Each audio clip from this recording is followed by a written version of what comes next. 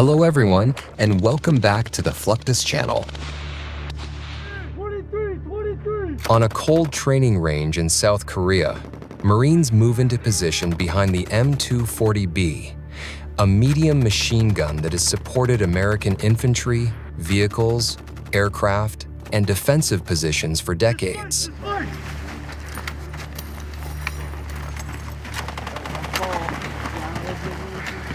The weapon fires 7.6 2x51mm NATO ammunition from a belt, giving small units the ability to keep pressure on an enemy while riflemen maneuver. At Camp Story during Korea Viper 26.2, Marines from 2nd Battalion, 7th Marines, forward deployed with 4th Marine Regiment, train with a gun as part of a recurring series built around U.S. and Republic of Korea readiness.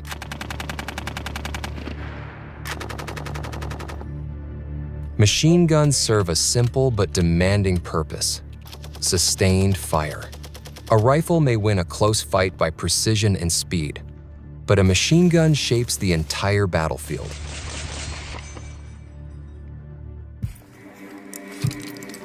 The assistant gunner feeds the belt, watches barrel heat, and helps spot impacts. The gunner locks into the stock, controls the trigger in bursts, and keeps the beaten zone where the squad leader needs it. 536. Too much fire wastes ammunition and burns the barrel. Too little fire gives the enemy room to move. That balance is now being tested against a new generation of small arms. At Fort Campbell, soldiers from 1st Brigade Combat Team, 101st Airborne Division, demonstrated the Army's next-generation squad weapon systems, the M7 rifle and M250 automatic rifle. The comparison placed the new weapons against older systems like the M4 carbine and M249 squad automatic weapon, including targets protected by cinder block and 3/8-inch steel plate. One magazine, 30 rounds versus one magazine, 20 rounds. The M7 began as the XM7, selected under the Army's NGSW program to replace the M4 for close combat formations. Built by Sig Sauer, it fires a 6.8mm cartridge designed to carry more energy than traditional 5.5 to 6mm rounds. The goal is not simply a newer rifle, but a rifleman able to reach farther, hit harder, and defeat tougher battlefield barriers. The loading process begins with safety. The soldier keeps the muzzle down range, confirms the selector position, inserts a magazine, pulls the charging handle, and chambers the first round. The optic is checked, the stance is set, and the shooter drives the weapon firmly into the shoulder. When the command is given, the trigger press is steady, the recoil is managed, and each follow-up shot is corrected through the sight picture. This same precision matters when soldiers engage small drones. As unmanned aircraft become common over trenches, roads, and assembly areas, rifles and automatic weapons offer an immediate response when electronic systems or specialized weapons are not available. The shooter tracks the moving target, leads the path, fires controlled bursts, and adjusts quickly, turning the squad's basic weapon into a last line of defense against threats above the ground. The M240B remains the heavy rhythm behind that fight. It weighs about 27 pounds without its tripod, and crews often carry spare barrels, belts, tools, and cleaning gear as part of the gun team load. On the line, Every motion is repeated until it becomes instinct. Open the feed tray, lay the belt with the open side down, close the cover, charge the weapon, fire, clear, and make safe. In an extreme operation, that routine can decide whether a patrol breaks contact, protects a casualty collection point, or holds an approach long enough for reinforcements to arrive. The newest rifles may change how far soldiers can strike, but the machine gun still gives the squad its backbone under pressure. Look through it. You see how? Together, these weapons connect old battlefield lessons with the Army's push for greater range, penetration, control, and survivability in every fight ahead.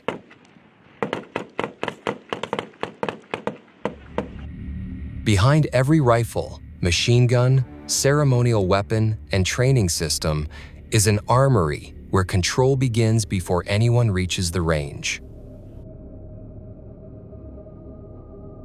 Our all-time purpose for here Station Armory is to support anything that goes on station-wide. So if we have Operation Backbone coming up, that's us supporting it. If we have other units coming for field ops or field meets or anything, the Army coming for Border Patrol, that's us supporting them by throwing their weapons, throwing their ammo, and just providing them with any type of support that they need. The process starts with accountability. A service member arrives with authorization, identification, and often a weapons card or custody document. The armorer checks the record, confirms the serial number, and matches the issued weapon to the right person. Nothing moves casually. Each rifle, pistol, machine gun, optic, magazine, suppressor, adapter, or accessory must be tracked, because one missing item can stop training, trigger an investigation, or create a security risk. Before issue, the weapon is inspected for obvious damage, clear status, cleanliness, and safe function. The chamber is checked, the bore is examined, controls are tested, and the weapon is handed over according to local procedure. Safe. Clear. When the weapon returns, the process happens again in reverse. The armorer verifies the serial number, checks for ammunition, inspects the chamber, looks for broken parts, confirms attached equipment, and records the recovery. Yellow-tagged firearms are part of that safety chain. A tag can mark a weapon that requires maintenance, inspection, or repair before it goes back into service. Instead of mixing a questionable gun with ready weapons, the armory isolates it, documents the problem, and moves it toward the small arms repair section.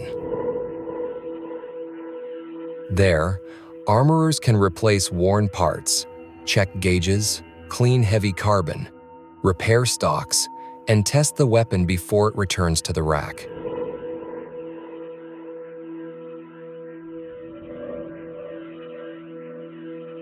Storage is also a science. Modern armories use racks, cages, locks, inventory sheets, electronic records, and carefully designed layouts to keep weapons secure and accessible. At some units, storage teams build innovative solutions for attachments so optics, lasers, lights, barrels, and other components remain paired with the correct system. Good storage saves time during early morning issues, prevents damage, and keeps command teams confident that every controlled item is where it belongs. The armory also supports guard mount.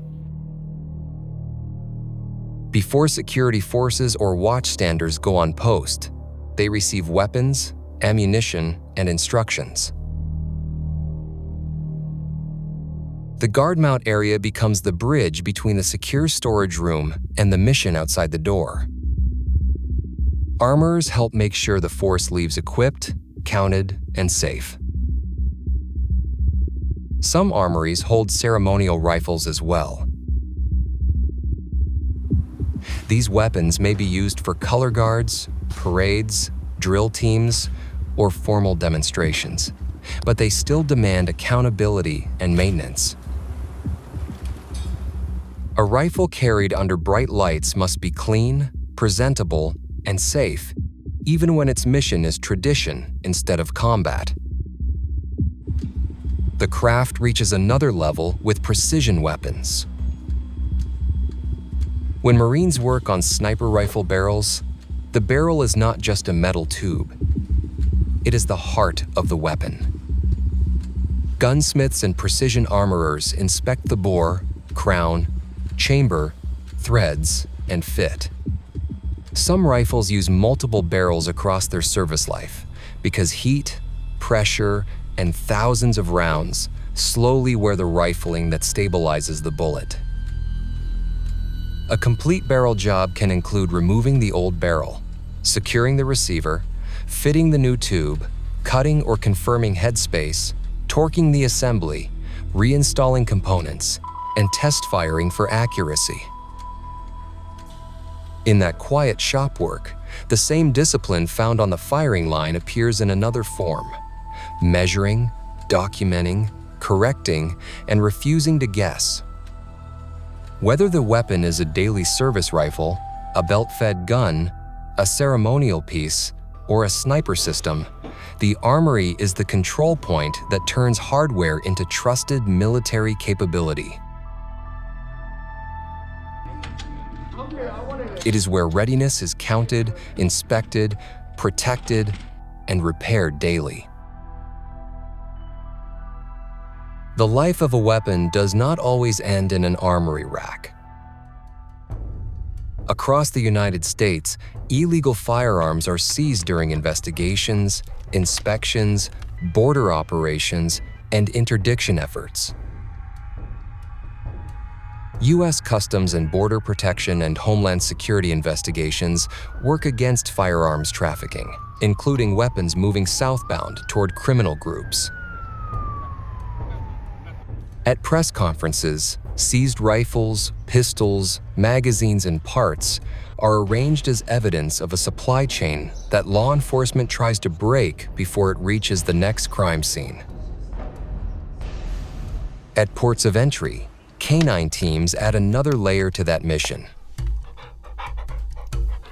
A trained dog moves through vehicles, cargo lanes, and inspection areas with a handler reading every change in behavior. The dog searches for odors linked to contraband, and a final response can send officers into a closer inspection. Panels are opened, compartments are checked, and hidden items are removed piece by piece. Once seized weapons are no longer needed as evidence and have cleared legal requirements, destruction prevents them from returning to the street. At CBP's Advanced Training Center in Harpers Ferry, West Virginia, the weapons grinder demonstrates how permanent disposal works.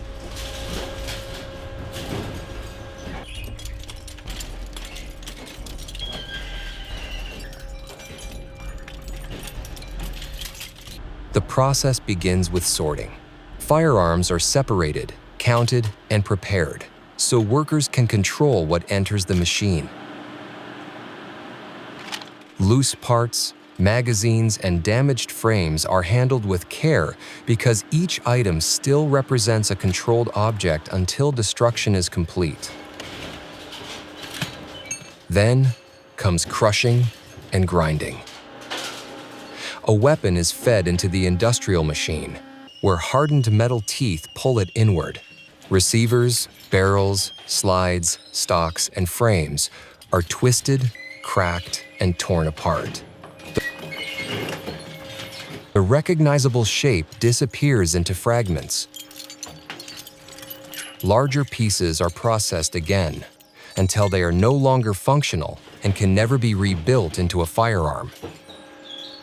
This is the opposite end of the battlefield story.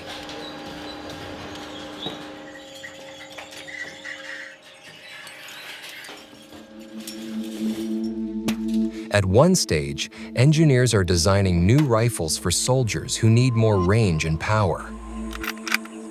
At another, armorers are tracking every serial number, repairing barrels, issuing weapons, and recovering them safely. And at the final stage, law enforcement destroys illegal guns so they cannot be reused by traffickers or criminals. From the M240B range in South Korea to the NGSW testing lanes at Fort Campbell, the American weapons system is more than the trigger pull.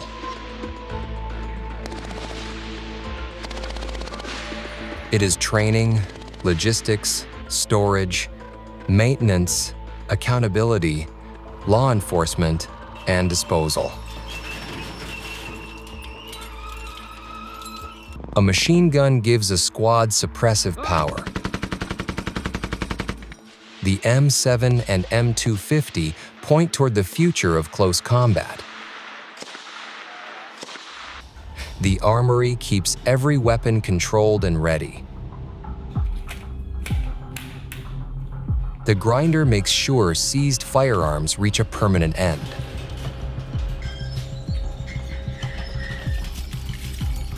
For viewers, that full cycle explains why military firearms are treated with such strict discipline. Every stage requires trained hands, written records, and a chain of responsibility that never breaks under pressure anywhere in service worldwide. That's the end of this video. I hope you enjoyed it. Make sure to subscribe to this channel so you don't miss any of our new content. See you next time.